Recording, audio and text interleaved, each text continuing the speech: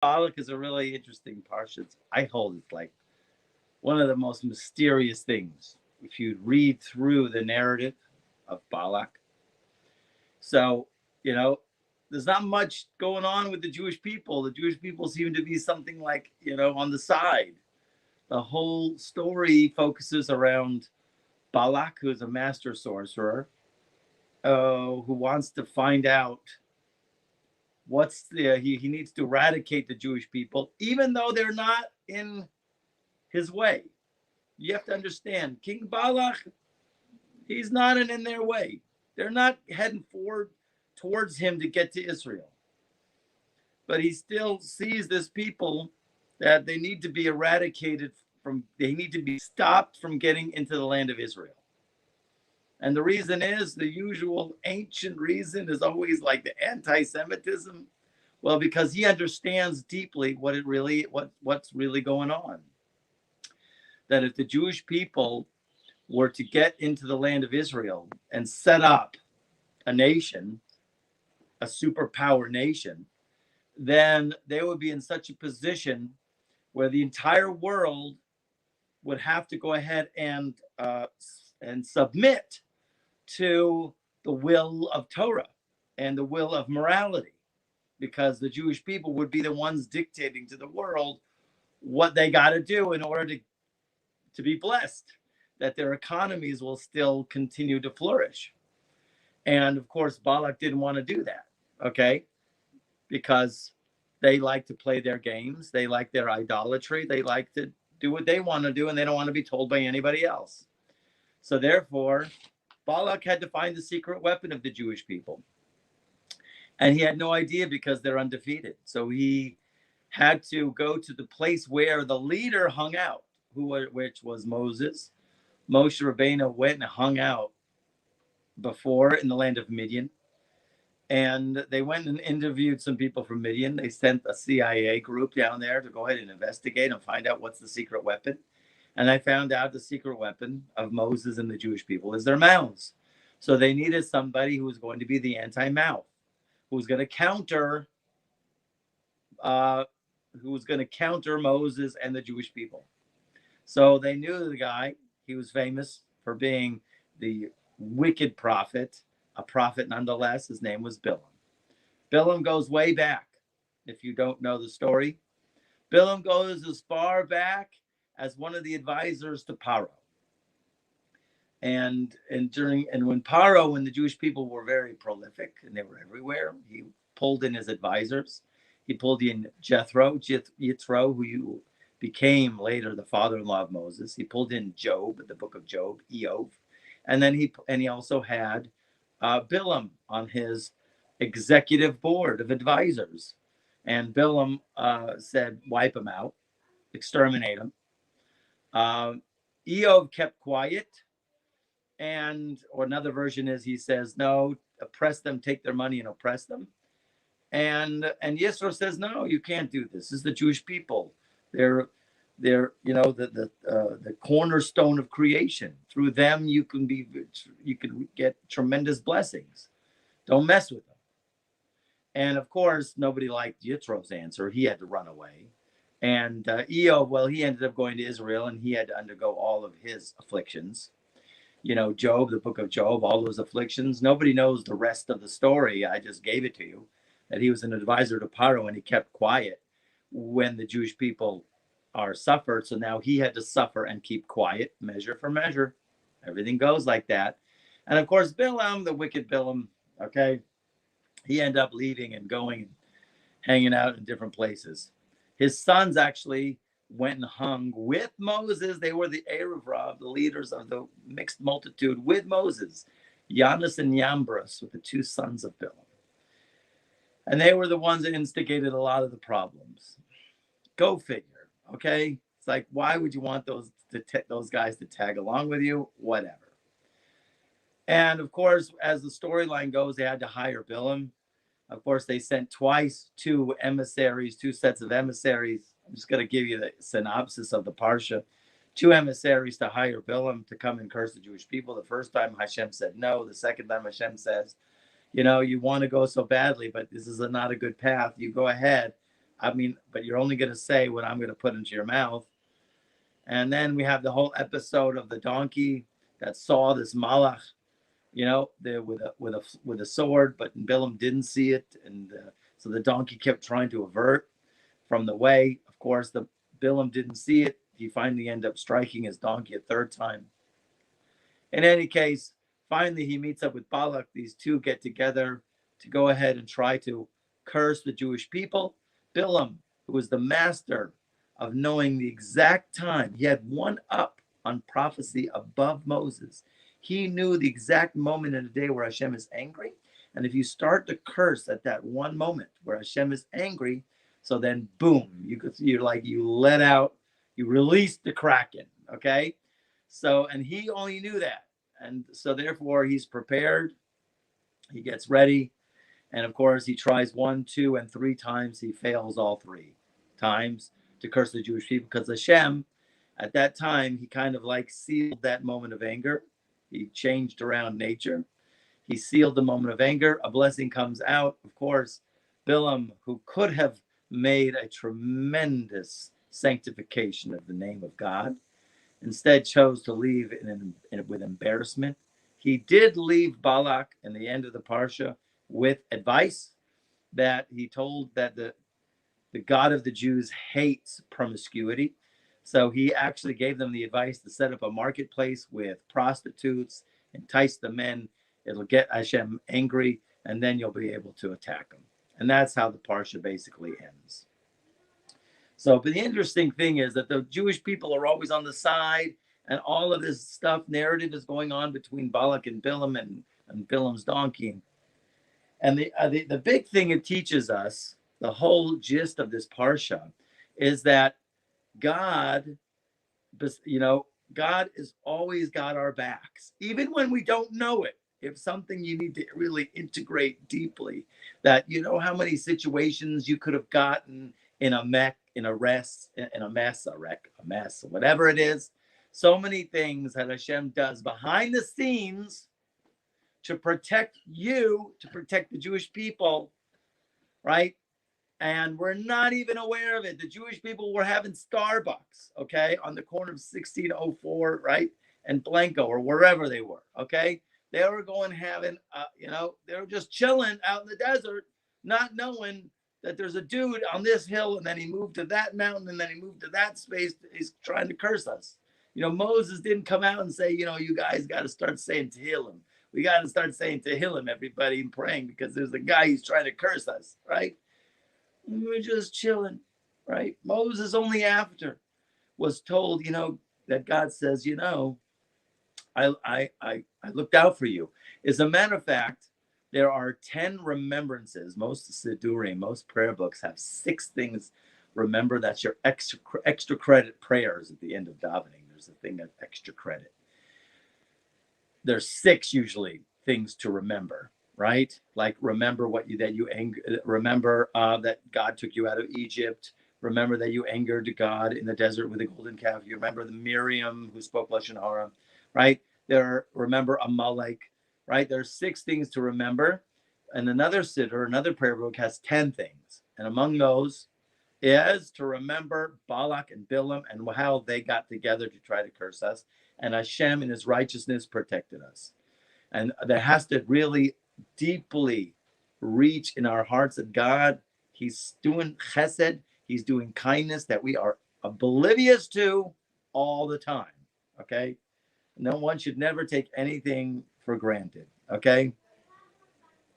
So now we're going to start with Bilam and one of his curses, so to speak, his curses, okay?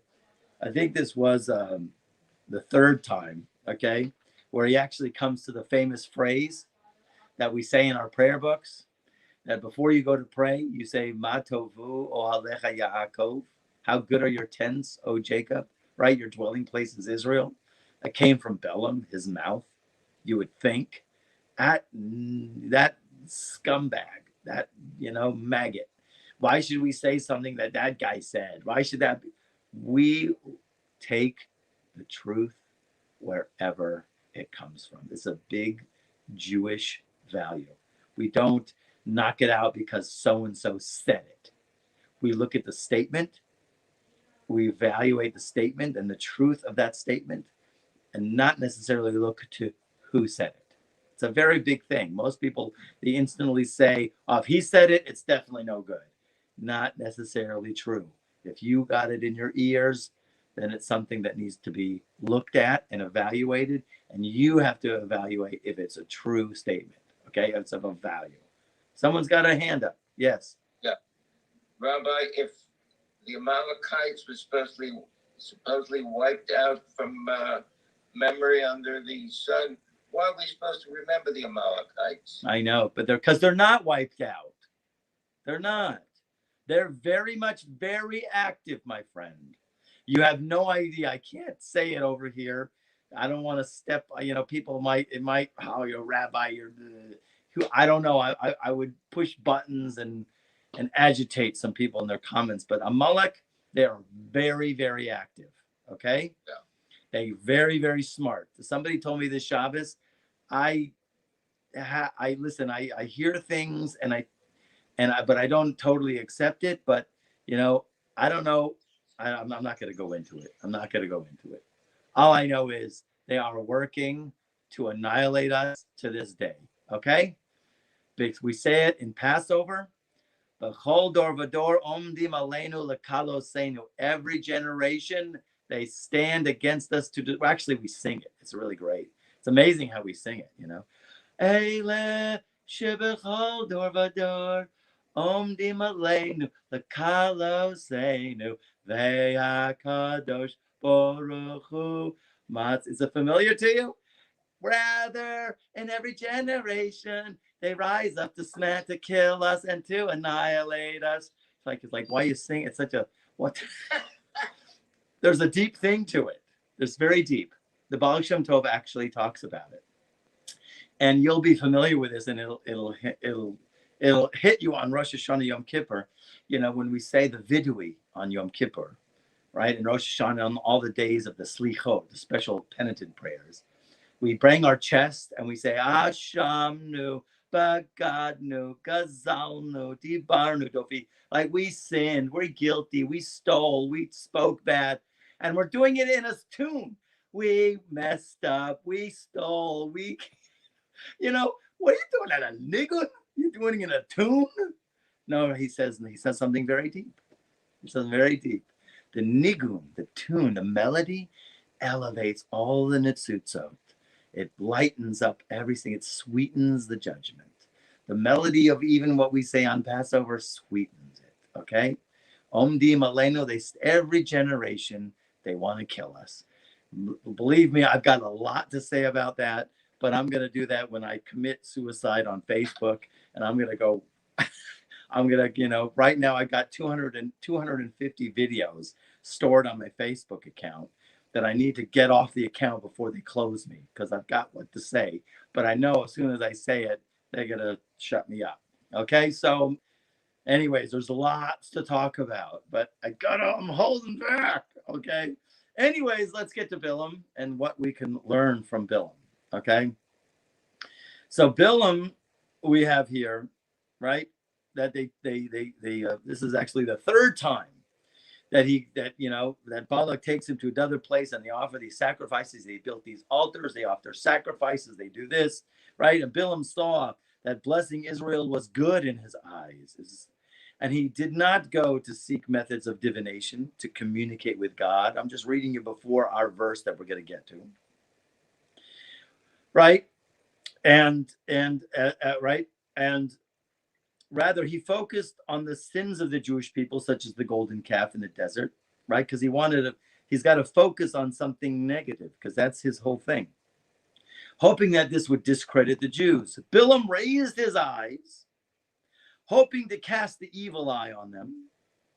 But when he saw Israel settled modestly, according to its tribes, he changed his mind to be like God desired, and he did not curse them. And then he launched his parable, and he said, the word of Bilam, the son of Beor, the word of the man with an open eye. He only had one eye, as we're going to see. The word of the one, he had one eye. He had like a patch. Dude, eye patch. You're talking real eye patch, okay? Right? The one right? The word of the one who hears God's sayings, who sees God's vision lying down, yet with open eyes. Your tents are so good. And that's where he goes into Ma Tovu. Your tents are so good, O Jacob. Your dwelling place is Israel, right? So here we go into something very dynamic and very interesting. Now, what is it that Bilam saw, right? That he saw, wow, this is really amazing, right? So if you look in the text that I sent you, Bilam raised his eyes and saw that Israel dwelling at peace by tribes, and the Spirit of God came back to him. He saw that their doors were not opposite one another, and he said, it is fitting to bless them, okay, because the Shekhinah dwells there. This is the place where the Shekhinah dwells, the divine presence dwells. So what does he mean by the doors opening? The doors are not facing each other. So all of the simple basic commentators say that, of course, the openings of each family and their tents, the opening was not facing the opening of his neighbor. That means if you left your door open, your tent open, right, while you're getting dressed, right? So they want to see you in your gotchkas, right? Everybody know what gotchkas are? Okay. Yeah, he knows, right? Gotchkas is your thermal underwear, okay? So he sees you, so, and you see the next person dressing in who knows what in the world. Excuse me, right? So in other words, they were very modest because the doors were just a little bit off, so that this door opening wasn't facing that door opening, so that they can see into each other's, like we, so that's a huge sign of modesty. That's according to the simple understanding that said, wow, they have this manner of modesty, and therefore they're fitting to bless. But we're going to go according to the Baal Shem Tov. We're going to go to a whole new level. Okay. So here he goes. Okay. Sometimes, and this is so deep. Oh my gosh. Thank you, Hashem. Sometimes two scholars who are debating one another cannot admit the truth. Now, this is common when in the house of study, when you have two rabbinical students, a Beit Midrash crowded, everybody screaming over the Gemara, and they're arguing back and forth. But this even goes not necessarily to those people. This goes to any conversation you're in with everybody, okay, with anybody at any time. Listen to this. Sometimes two scholars are debating one another and cannot admit the truth. Each one seeks to disprove his friend's words, even though he knows that the other is right. They can't give in. I can't give in. Yeah, and we know that we've been in situations like that. They just can't give in. And they still beg the issue, and we're still fighting, right? You can't admit that the other guy's right, okay? Even though the other nice guy is right, his intention in arguing merely to harass. He only wants to just be a you-know-what hole, okay? God forbid. Yet, right, they have a great thing. There's a great idea that's brought down by the Kedushas Halevi, the Bedichba Rebbe. It's amazing how children, you could scold them for something that they did right. They did wrong. You can scold them, right? Tell them they did wrong, and they're a little upset. And then like 20 minutes later, you go, hey, you want to go out for an ice cream, or let's go to the park, right? And they go, okay, right? And you wonder how all of a sudden they're just in a completely different mood, right? All of a sudden, right? Not like us. Okay. And he explains something so interesting and so dynamic. He says, because children would rather be happy than being right. Think about it. They choose at any given moment, it pays way more to be happy over, no, I still have to prove that I am right. So therefore, I'm going to be stubborn. I don't want to go out for ice cream. I don't want to be with you. And then they hold on to it for who knows how long. Okay. So here in our case, being in a debate with someone, right? Can a person admit the truth? And now this is the whole intention here. Okay. His intention is really in a debate should be to admit to the truth. In other words, the whole point is to discover the truth and to fulfill what our sages have said. If two people sit together and share words of Torah, the divine presence dwells among them. Okay? So the idea here always is, as a matter of fact, there's a great prayer that we have, and I couldn't even find it in the art scroll. I have it here, that Rabbi Nechunah ben Hakana, one of the earliest sages, okay? One of the greatest sages. 1 second, it's not here. Okay, fine. One of the earliest sages would have a prayer when he would go into the house of study. And he would say, Hashem, please, let me not stumble and my friend be happy at me. And let my friend not stumble and me be happy at him, with him, that he stumbled. In other words, we want honesty. All we want to do is bring out the truth. It doesn't have to be me, the one saying it, okay? It doesn't, it's just we want to discover the truth. It's always got to be pure, okay? So the whole idea should never be that when a person debates someone, should never be just to knock down the person, okay? Or to make them smaller, okay? Right? The only purpose is to thank God that you reached a truthful conclusion, okay? If you reach a conclusion, it's only for the purpose of you recognizing the truth, okay? And it doesn't matter who said it, okay? And for that is really, as he says here, what Bilam said here, to go on. Now, the mouth is called a door, for speech goes out from it. And this is the meaning. When Bilam saw that their doors were not opposite each other, it's not like what I told you before, in the physical sense that the doors was not facing, that if I open my door, I'm not seeing into their living room and they're not seeing into my living room. Mouths are called doors. And he saw that their doors were not opposite one another, which means they did not intend to oppose or provoke each other in their debates, but to admit the truth. In other words, their hearts were pure. Bilam saw the mouths of the scholars, of all the people, all the Jewish people, when they're learning, when they're engaged in debate, when they're learning, exploring Torah, no one guy is trying to outdo or show himself off. The ego is not there. They're only interested in the pure truth. And that's what it means that their doors are not opposing one another. Completely different from what I explained to you before, okay? And for that's why he said it is fitting to bless them, okay? So now the interesting thing is he didn't translate it. I'm sorry. The rest of this Torah that I have to share with you, which is so important, okay?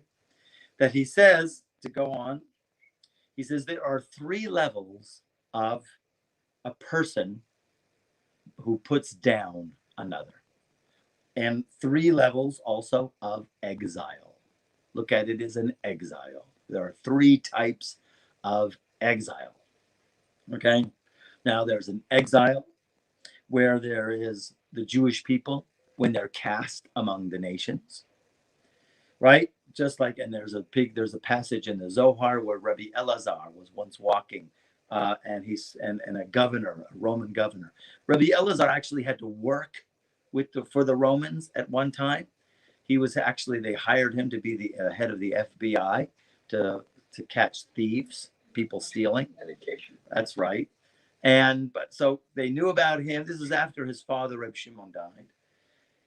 And he happens upon a governor, and the governor, I guess they didn't recognize each other, but he says, "Hey, you're Jewish." And he starts a conversation. He says, you guys, he quoted from a proverb.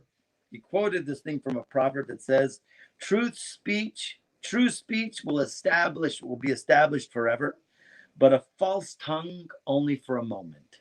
And he equated that to the Roman kingdom, that will be established forever. We are the true ones. You guys hold our Torah. This is what the governor said to Rabbi Elazar. You guys hold our Torah is not true, but it is, because we be on top.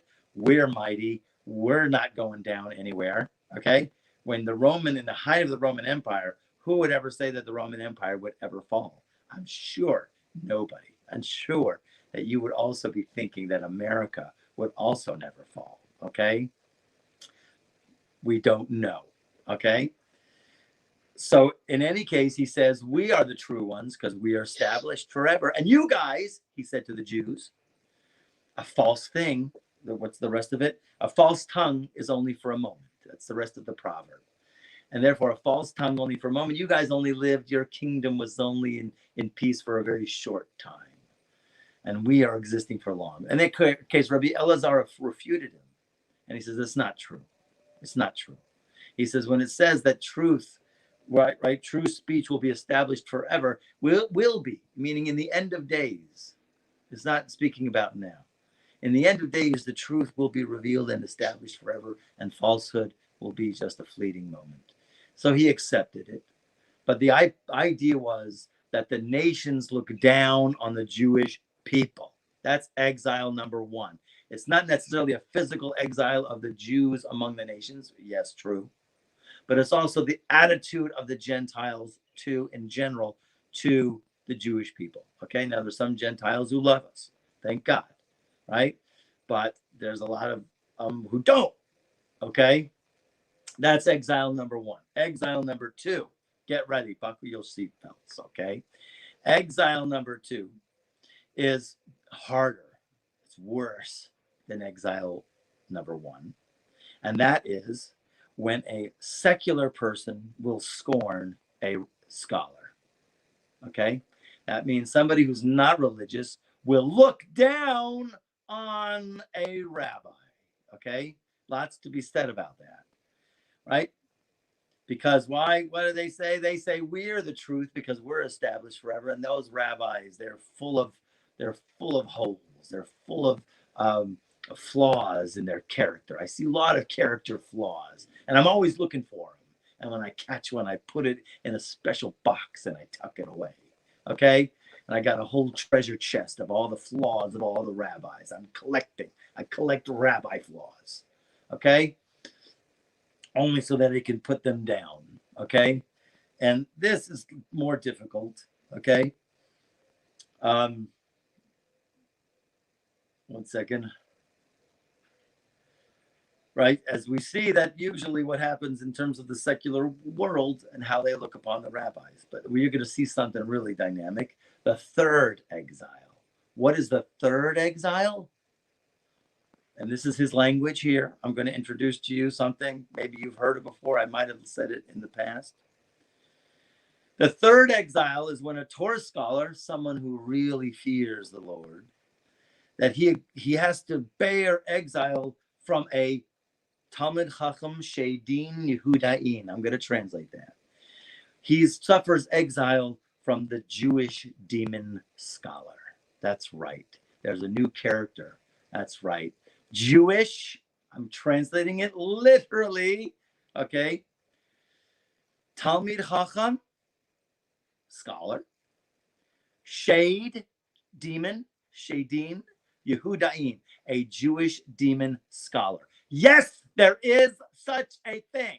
I shouldn't be revealing this to you now, but some of the Hasidic masters speak about him. Lovin was a Jewish demon scholar. I don't know, he wasn't Jewish, but he was one of. But Rabbi Nachman attributes him. He's like one. By the way, Bilam was the grandson of Lovin. They all had the same family line. They were really out to get the Jews. Okay. So this Jewish demon scholar has all the looks and the talk and the mannerisms of the most esteemed rabbi, but all of his learning, as it brings down in the commentary, was not lishma. We talked about what lishma, learning lishma means. Learning lishma means completely altruistic motivation in your learning. Unaltruistic is low lishma, which means he was learning to become a rabbi or a sharp guy, or to put people down, or to be an overlord, or to be a wise guy, or whatever. This guy, this Jewish demon scholar, you have to watch out for these guys. And if you ever want to know who they are, try to see them when they don't have their socks on, okay? Because their feet should be the feet of chickens. They should have chicken feet. That's right, chicken feet, okay? Because demons are known to have they can look like anybody else, but their feet are always going to be chicken feet. Okay. Okay. So if you see them without, you want to try to get them to take their socks off. Okay. In any case, these people, and this is really, and I see it now. I'm seeing it right now. My wife comes, she shares with me. I don't get involved with the news in Israel, but what happened with this new government? And then that Bibi is out, right? And all of a sudden, the Haredim, some Haredim, I don't want to say all, they're coming out going, no, Bibi was our beloved. These guys are evil. They're rotten. You got to flush them down the toilet. Who are these rabbis to say such a thing? You see, in the end of days, somehow, and it's known, the Ishbitzer says, in the days of the Mashiach, things get very polarized. Okay, the good get better and the bad get uglier. Okay, so, and we see that all of a sudden the schmutz starts to rise. Okay, so we see schmutz, and how can you say that about rabbis? How can you say that? Okay, oh, I can say that. I have other people who told me there's no rabbis anymore in this generation. Okay, there are, but you have to be a master at connecting, and I'm giving the big key. Okay, so these demon scholars, okay, what happened? They put the other rabbis down, right? Right, because actually it brings down something quite interesting. Okay, and this is when a real, true, sincere scholar has somebody who speaks bad against them. Another rabbi. A rabbi puts down another rabbi. A rabbi is divisive, and he creates separation. And that is always the indicator. If any rabbi creates separation, you now, in the back of your mind, don't scream, don't rip his socks off in the middle of the synagogue, okay, to see if he's got chicken feet. But you say, we are not about divisiveness. We are about peace. Every single thing. The Baal Shem Tov loved every single yid. But when a rabbi puts down another rabbi, and it happened, okay, and he brings it down from the days of the temple with Zechariah the prophet. Zechariah the prophet, right? He stood screaming against the Jewish people that they should stop sinning because the temple is going to be destroyed. And you know what happened with him? A member from the Sanhedrin came and slapped him on the face. Once that member from the Sanhedrin, that other rabbi came and put Zechariah down, a prophet, all the rest of the secular people who were around, not so religious, they killed Zechariah, okay? They killed him on the Temple Mount, and his blood oozed from the stones. You know, and hundreds of years later, there was a Roman king who noticed this blood oozing, and he's going like, what's the deal with this? Wash it off. They washed it, it kept oozing. Nothing would take it away until they told him there was a prophet that was killed here. And so he took thousands of scholars. He killed them on the place to try to put the blood down and atone for it. Didn't work. Another 1,000. And he killed thousands of people on that very spot to try to settle the blood, till finally someone said a prayer and said enough, you know? So, and there was actually a story about that by the Baal Shem Tov. He said, there's a guy, he's a really heavy tzaddik. He's this tzaddik every time. And he's been through a lot of lifetimes. Every lifetime, he told people that he's going to die a strange death. He tells people, I'm dying a strange death. You know what? I'm going to die a strange death. I'm like, what? Why are you doing that? Why are you telling people that?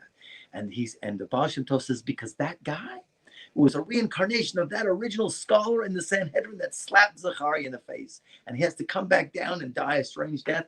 And the Baal Shem Tov went to say he finally finished going through his tikkun, his rectification. And now the biggest thing that he tells people is never say anything bad about rabbis, okay? Except the demon scholar rabbi, once we find him, okay? So in any case, this is called the third exile, okay?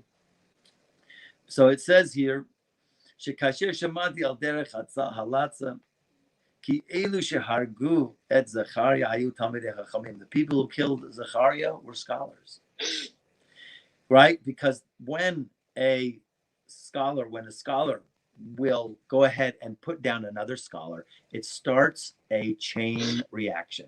What is the chain reaction? If one rabbi puts down another rabbi, okay, then the secular people put down all the rabbis and all the religious.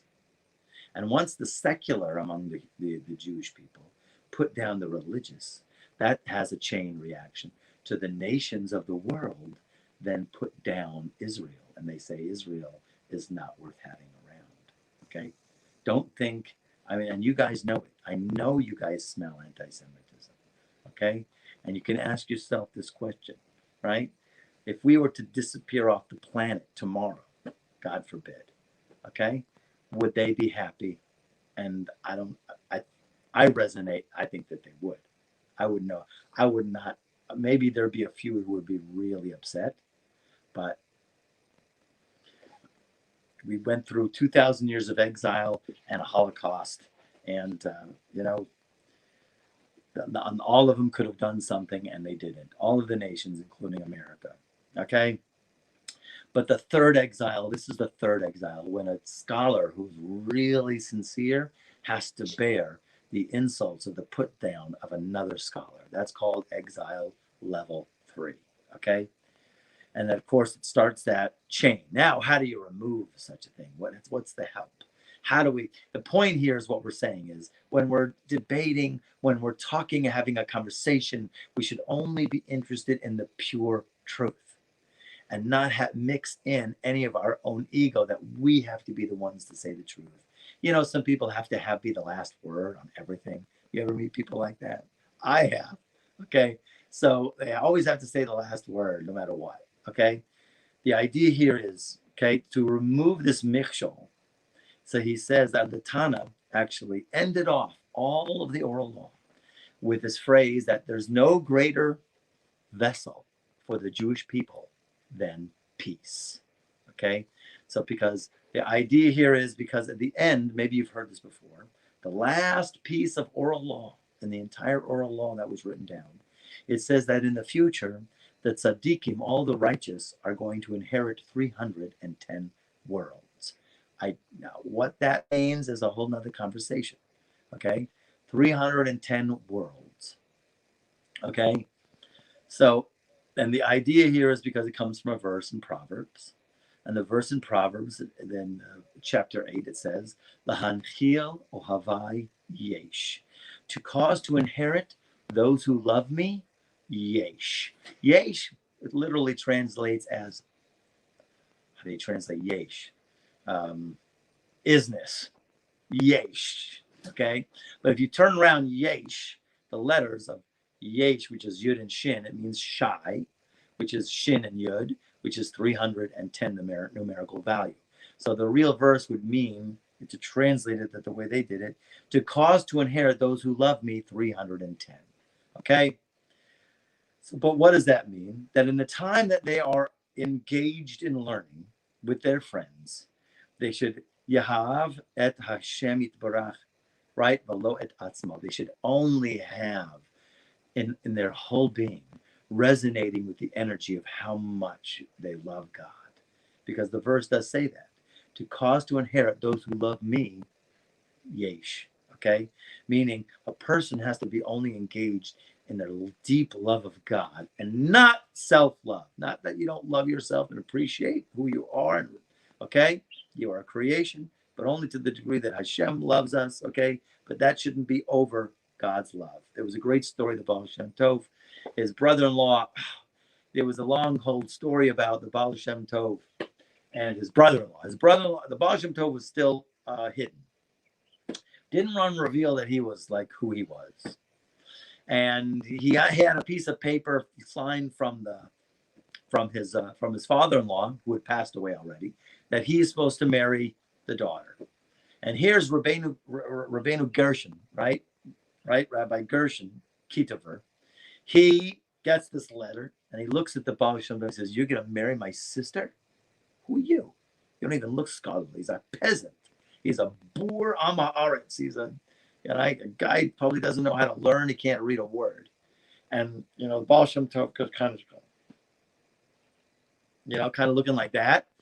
And the letter was absolutely, authenticated. And he went along with the wedding. And the guy married his sister. But meanwhile, Rabbi Gershon of Kitov thinks the guy's a complete bore and an absolute imbecile. And whatever it is through all those, and this went on for years that he thought he was a complete, and the Baal Shem Tov was able to hide it one time, just to let you know, the Baal Shem Tov wanted to borrow a copy of a Zohar from somebody, and he got it. And he's walking back, and he's got it under his arms, and he's so happy he's got a copy of the Zohar. And then his brother-in-law catches him in the street and says, "What's that under your arm, boy?" And he pulls it out, and he opens it. "Zohar, you can't be learning this." And he takes it away from him. And the Baal Shem Tov was like, he's broken. He can't learn it, right? Because he's got to play his role. That's his role. Anyways, one time he hires him as a driver, wagon driver. What am I going to do with him? I give him a job. Okay. He hires him as a driver. They got to go to this other town. And the Baal Shem Tov, he's so in love with God to a point where he doesn't even pay attention to the road or anything. He's just so lost in love that the wagon goes in the mud and gets stuck. And Rabbi Gershon, he's so angry. He says, "You nincompoop. Now I got to walk into town because I'm not going to send you into town. Who are you going to get? What are you going to do? You can't barely talk to anybody." So he goes into town. He finally walks a long ways, finally gets some guys to come back to pull the wagon out. But meanwhile, the Baal Shem Tov finally comes to his senses, realizes he's in the mud. He goes to the horses, and they pull him right out, right? He meets Rabbi Gershon, and Rabbi Gershon says, "How'd you get out?" He says, "I just told the horses to get out of the mud," right? Whatever. The point here was the Baal Shem Tov was totally involved in loving God to such a degree where he would almost lose his focus of whatever was going on. Not that you should do that when you're driving, okay? But the point here is, when Bilam saw the openings,